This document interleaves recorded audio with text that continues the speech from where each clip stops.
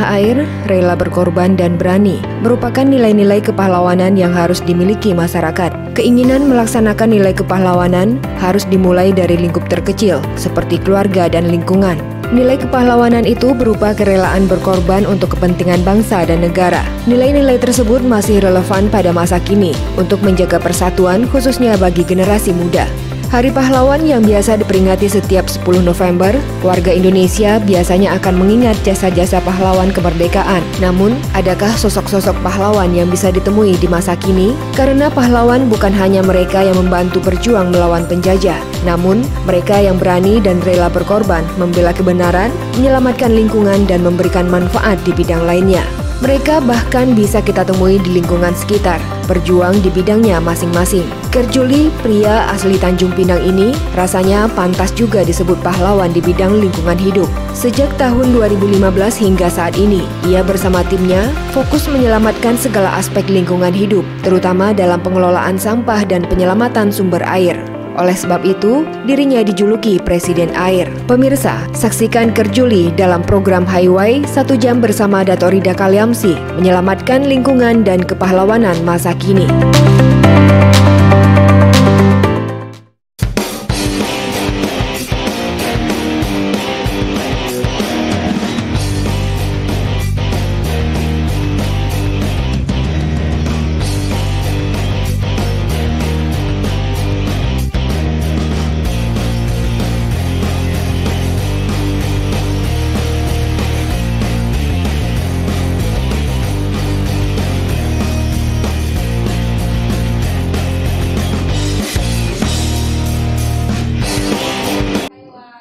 Assalamualaikum warahmatullahi wabarakatuh. Hai, apa kabar para pemirsa sekalian, pemirsa Tanjung Pinang TV, Ceria TV dimanapun Anda berada, apa kabar semua? Sehat? Ya, sekali lagi saya mengajak kita semua agar mematuhi protokol kesehatan, karena di luar masih ada pandemi COVID-19. Kitalah yang menjaga kesehatan kita, kitalah menjadi dokter kesehatan kita. Dari rumah kita mulai menjaga kesehatan, menciptakan lingkungan yang sehat, dan mudah-mudahan pandemi COVID-19 ini segera berakhir dan kita bisa hidup normal lagi seperti sebelum-sebelumnya. Baik para pemirsa sekalian, kita berjumpa lagi pada acara Highway minggu ini, tanggal 16 November 2020.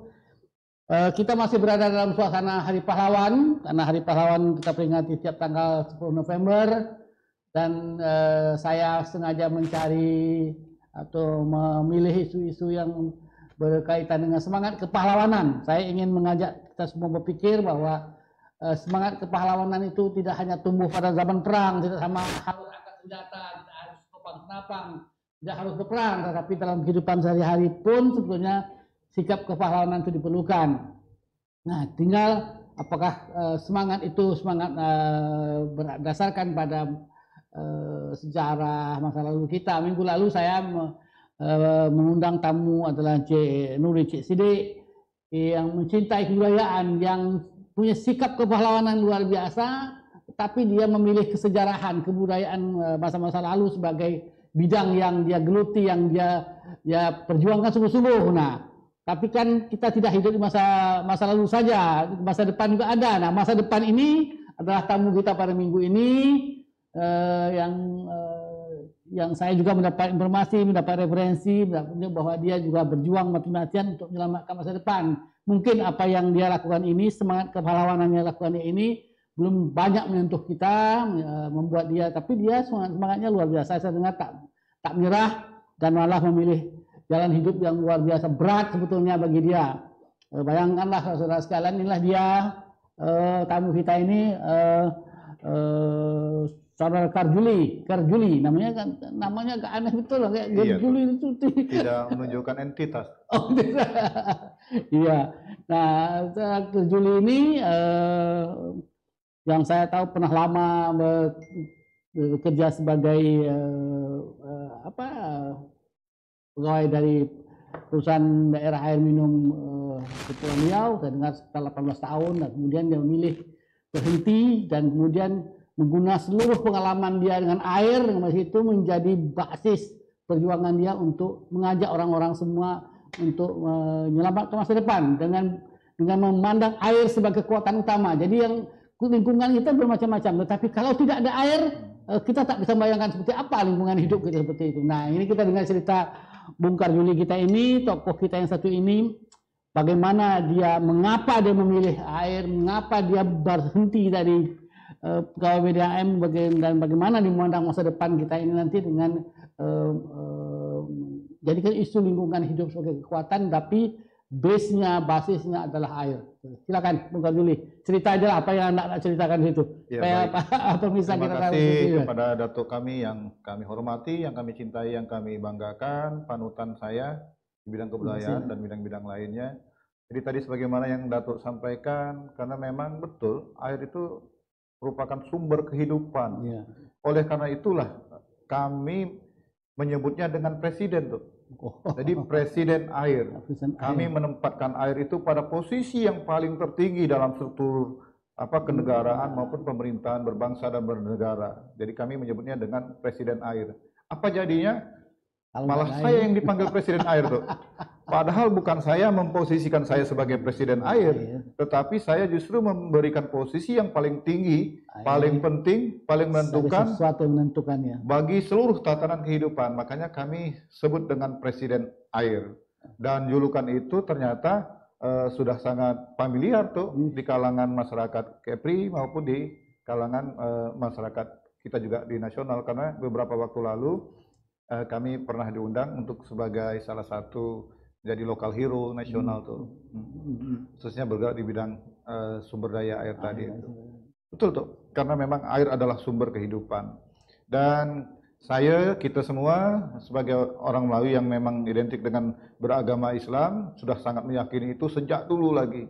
Ini apa karena dulu awak bekerja di PDAM jadi punya kesadaran bagaimana pentingnya air, atau memang sejak awal sudah merasakan bahwa memang air ini sesuatu yang penting, karena itu awak mau bekerja di PDAM? Iya. Betul. Jadi yang Datuk sampaikan tadi juga betul. Dari kecil juga, karena saya mengenal ada istilah air jampi, air sulung, ambil air 7 perigi. Lalu di rumah saya itu adalah alhamdulillah periginya sangat bagus tuh. Sehingga itu digunakan oleh masyarakat di Jalan Sumatera itu sebagai sumber air mereka pada saat musim kering. Itu berbondong-bondong orang datang, tetangga-tetangga dari Bukit Semplong. Jalan Sumatera tinggal dekat mana tuh? Pas di belakang gedung wanita. Oh, di belakang rumah Pak Latif almarhum. Oh, Pak Latif sama Alipun. Sama Pak Alipun. Nah, itu tetangga-tetangga almarhum di situ. Nah, di situ pada waktu itu susah air. Dan alhamdulillah rumah kami yang paling bagus tuh. Dari banyak sumur, tidak ada sumur, rumah kami. Lalu sumur yang kedua itu dekat perigi umum, Jalan Bali itu. Itu lebih lagi dasar. Dari mana-mana tempat tadi itu. Dari mana-mana tempat dari kecil. Tak pernah kering kalau tidak pernah kering di perigi umum tuh. Nah, disitulah saya melihat betapa pentingnya air tuh bagi kehidupan masa kini maupun pada masa yang akan datang. Jadi memang betul air ini merupakan barang yang sangat universal kan. Tidak memandang suku, bangsa, ras, usia dan sebagainya gitu. Sangat menyentuh sekali gitu. Nah, di sini kan simbol kesadaran air kita itu adalah sumber air PDAM itu, dan karena saya ingat betul dulu tahun 71 pada waktu PDAM itu resmikan, Presiden Soeharto itu baru 3 tahun jadi presiden. Iya, begitu betul. 3 tahun dia langsung datang ke Tanjung Pinang dan meresmikan PDAM, salah satu perusahaan air minum yang awal-awal di Indonesia, karena itu termasuk dari semacam dana fee cengkeh dulu waktu itu ya, pada masa itu. Nah, simbol air Bintan ini adalah Sungai Pulai. Nah, bagaimana Anda melihat sekarang ini dengan setelah awak keluar dari PDAM, bagaimana perlakuan katakanlah perlakuan perusahaan, perlakuan masyarakat, perlakuan kita semua terhadap sumber air. Tidak hanya Sungai Pulai, tetapi kesadaran sumber. Saya membayangkan kalau Sungai Pulai itu kering, air sumber kita Bintan ini kering, sudah mengalami degradasi. Kita ini seperti apa bentuknya seperti itu? Iya. Jadi memang betul tuh, Sungai Pulai itu adalah merupakan satu-satunya, dan PDAM pada waktu itu merupakan PDAM yang dibangun oleh pemerintah Indonesia bekerja sama dengan kontraktor dari Malaysia tuh, yang dinilai merupakan proyek yang termegah pada waktu itu, yang terbesar, yang nilai investasinya sangat luar biasa tuh, yang dengan penerapan sistem teknologi juga yang memang pada waktu itu memang sangat luar biasa tuh. Tahun 71 ya. Datuk mungkin pernah meliput tuh kedatangan itu Presiden awal saya jadi wartawan itu jadi wartawan. 12 Mei 1971. Dan saya masuk setelah itu, setelah di zamannya Pak Usman Rahman, lalu Pak Abbas, dan saya ditempatkan di Sungai Pulai. Nah pada waktu itu memang kondisinya masih sangat baik tuh. Lalu didukung oleh daya dukung lahan dan hutan Sungai Pulai itu yang memang sangat hijau, teduh, sejuk tuh. Peran serta dari dinas kehutanan pada waktu itu sangat berperan aktif tuh. Didukung juga lagi dengan ada tentara di sana, ada AURI, ada Angkatan Laut, Lanudal, ada polisi. Nyaris orang tak berani sembarangan tuh. Tidak berani memasuki kawasan Sungai Pulai, itu tidak berani. Nah itu terjadi perubahan itu sejak didengung-dengungannya reformasi. Saya ingat betul pada tahun 1997-98 pada saat didengung-dengungkan reformasi, itu mulailah masyarakat sudah mulai berani gitu. Masyarakat sudah mulai berani, lalu peran dari pemerintah sendiri juga semakin berkurang. Itu yang saya dengar ini gara-gara tanam kelapa sawit katanya, ya betul enggak? Nah itu setelah itu lagi tuh, awalnya itu dibuka dulu oleh masyarakat yang masyarakat yang mulai pembukaan lahan besar-besaran. Iya betul, dilakukan oleh masyarakat di kawasan Tanjung Pinang. Dia kan jumlahnya 751 hektar, terbagi menjadi dua wilayah, Kabupaten Bintan dan kota. Nah yang di kota ini tuh, itu sejak reformasi 97-98 sudah mulai masyarakat menebas masuk dalam kawasan itu, di kapling-kapling tuh. Nah satu sisi juga peran pemerintah sangat lemah pada itu, karena kewenangan pusat dengan adanya otonomi daerah itu semakin berkurang. Artinya kewenangan kehutanan itu dikembalikan ke pemerintah daerah. Pemerintah daerah dengan kesiapan yang rendah, terbatas, aparatur terbatas, sehingga tak mampu untuk menguasai. Akhirnya terbukalah kawasan hutan lindung Sungai Pulai tadi itu terbuka. Nah, lalu di sebelah bagian Bintannya itu ada pula perkebunan kelapa sawit tuh. Pada waktu pemerintahan Megawati memberikan ruang untuk pengusaha untuk bertanam kelapa sawit di situ. Nah, itulah puncaknya. Jadi pembukaan lahan lebih besar. Sampai dengan saat ini itu defisit tuh kita tuh Sungai Pulai itu. Airnya neraca air untuk Sungai Pulai itu defisit. Padahal kami sudah ingatkan, sudah dengung-dengung. Tahun 2005 saya memasang pelang raksasa, pelang besar-besar tuh untuk mengingatkan pemerintah. Sungai Pulai? Mau turun ke Sungai Pulai itu tuh, itu kami pasang tuh sumber air, sumber kehidupan, selamatkan air dengan konsep kebersamaan, Gerakan Nasional Kemitraan Penyelamatan Air. Sudah mengingatkan di tahun 2005 tuh. Sudah mengingatkan kepada pemerintah daerah bahwa jika ini tidak diatasi dengan baik, kita akan mengalami defisit. Dan betul, tuh 2007 itu pernah menjadi kekeringan yang sangat luar biasa tuh, sampai kita harus menambah pipa untuk bisa menyedot air lagi ke depan tuh. Tengah-tengah itu. Iya. Ya, sekarang defisit dengan pertambahan penduduk yang demikian banyak di Kota Tanjung Pinang. Dan bagaimana menyelamatkan Sungai Pulai sebetulnya harus ada penanaman kembali segala macam. Menurut pikiran awak sebagai orang yang pernah bekerja di situ, bagaimana menyelamatkan Sungai Pulai ke depan ini? Karena ini kan tak mungkin kita sumber air Sungai Pulai kan tetap diandalkan walaupun illicit, tapi tetap harus. Karena manusia tidak pernah berhenti minum dari waktu ke waktu. Jadi memang neraca air itu kan dihitung dari pertumbuhan penduduk tuh. Nah, pertumbuhan penduduk kita sejak tahun 2005 itu sudah tidak sebanding dengan pertumbuhan air baku tuh. Dengan kata lain, Sungai Pulai harus kita selamatkan, plus kita harus menambah sumber-sumber air baku yang baru untuk mengejar keseimbangan tadi. Karena ketidakseimbangan itu bukan hanya di tahun 2005, bahkan di tahun sebelumnya. Padahal kan ironis yang Datuk bilang tadi, merupakan proyek termegah. Proyek investasi yang besar tadi itu. Yang dibangun oleh Pak Usman Rahman bersama timnya kan waktu itu. Nah itu tadi karena memang kita perlu wawasan, perlu kearifan lokal, perlu political will, perlu gerakan secara masif untuk bersama-sama menjadikan air ini sebagai sumber yang sangat penting. Kesadaran sebetulnya, kesadaran kesadaran masa depan.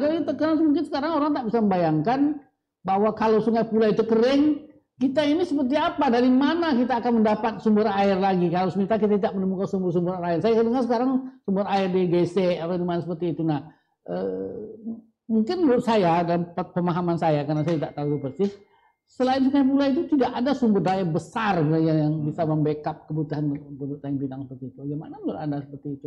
Ya, kita potensinya itu kan diukur dari ada air permukaan, lalu juga ada sumber-sumber air yang memanfaatkan cekungan seperti teluk-teluk. Gitu. Jadi kalau memang air permukaan, Pulau Bintan hanya pulau yang kecil ini tidak memiliki sungai-sungai yang besar, memang sumber daya airnya sangat kecil tuh. Tetapi kita dengan geografis yang dianugerahkan Allah tadi memiliki cekungan-cekungan dan merupakan kawasan pesisir, itu sangat potensial untuk dijadikan dam estuari itu. Jadi dibendung tuh. Itu dibendung seperti di Dompa itu dibendung, lalu di Busung itu dibendung, itu akan menjadi potensi sumber daya air yang sangat luar biasa tuh. Dan hasil kajian itu sangat memungkinkan. Jadi potensi air kita bahkan untuk sampai dengan tahun 45, kalau misalnya potensi tadi itu dikembangkan, malah kita mampu lagi mensuplai ke negara lain tuh, ke Singapura. Masuklah proyek Lobam ya. Termasuk proyek Lobam. Kita bahkan bisa mendopang untuk kebutuhan air bersih masyarakat di Pulau Batam tuh, Pulau Batam. Tapi tadi sebenarnya yang menjadi persoalan itu adalah bukan potensinya tuh. Kalau potensi itu udah banyak sekali kajian-kajian yang dilakukan tuh, baik air permukaan, air non permukaan, karena kita juga intensitas curah hujannya sangat baik tuh. Yang menjadi persoalan itu bukan potensinya, tetapi adalah yang Datuk sampaikan tadi itu, kesadarannya yang kurang. Terutama adalah kesadaran para decision maker, pengambil kebijakan tuh, political will-nya. Karena di tangan mereka yang menentukan tadi, ini mau hitam, mau putih, mau hari ini, mau besok, mau lusa, di tangan mereka-mereka itu.